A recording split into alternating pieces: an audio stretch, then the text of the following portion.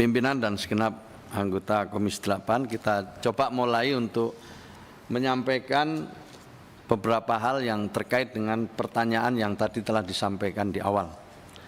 Pertama-tama tentu landasan hukum yang memayungi kerja Kementerian Sosial. Ada undang-undang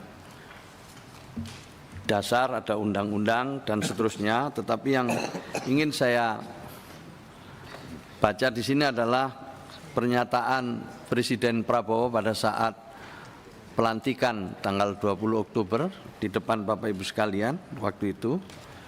Cita-cita bangsa kita adalah bangsa yang gemah ripah loh jinawe, toto tentrem kertora harjo, bangsa yang baldatun toyibatun warbun ghafur, bangsa di mana rakyat cukup pangan, cukup sandang, cukup papan.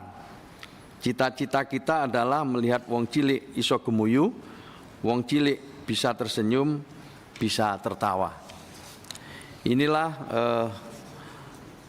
pernyataan Presiden yang akan menjadi inspirasi bagi kita sekalian di Kementerian Sosial, sekaligus sebagai pengingat agar program-program kami ya sesuai dengan apa yang disampaikan oleh Presiden.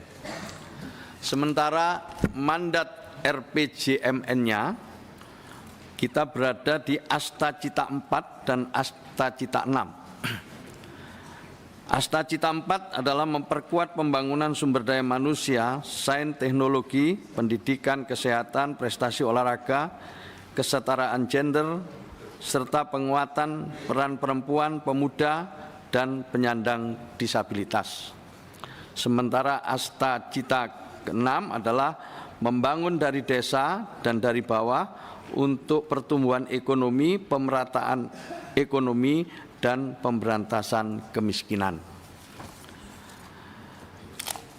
Sementara di dalam 17 program prioritas yang terkait dengan Kementerian Sosial ada 4. Pada nomor 5 pemberantasan kemiskinan, pada nomor 7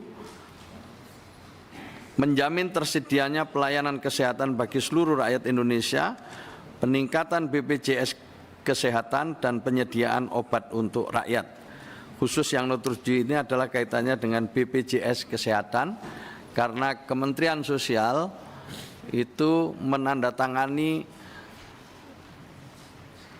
penerima bantuan iuran untuk BPJS yang dibayarkan oleh Kementerian Kesehatan. Jadi datanya itu dari Kementerian Sosial, tetapi kemudian yang membayar ke BPJS adalah Kementerian Kesehatan.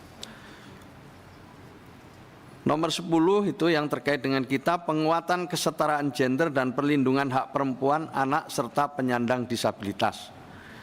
Dan yang terkait berikutnya adalah yang nomor 13, menjamin pembangunan hunian berkualitas, terjangkau, bersanitasi baik untuk masyarakat perdesaan, perkotaan, dan rakyat yang membutuhkan.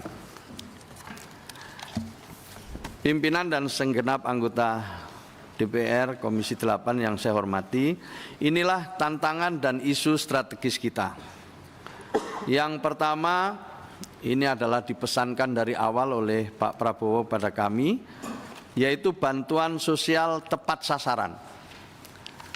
Pemadanan data tunggal terpadu yang ini mengantisipasi dinamika verifikasi dan validasi yang di lapangan cukup dinamis.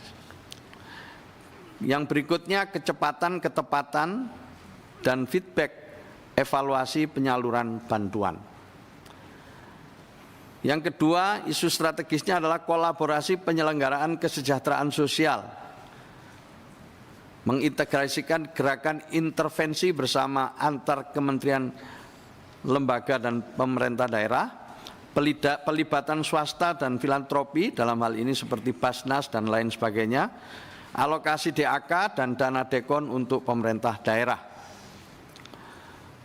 Berikutnya adalah pemenuhan standar pelayanan minimal urusan sosial, mulai dari standarisasi kualitas penyelenggaraan kesejahteraan sosial, rasio ketersediaan sentra Kemensos di seluruh Indonesia, dan upaya Pemda dalam pemenuhan SPM terbatas.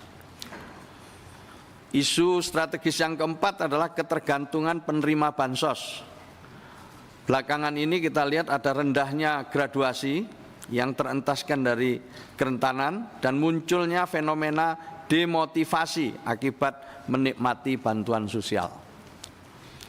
Kemudian yang terakhir adalah ketidakpastian masa depan atau usia harapan hidup yang terus meningkat, di mana jumlah penduduk usia lanjut terus membesar.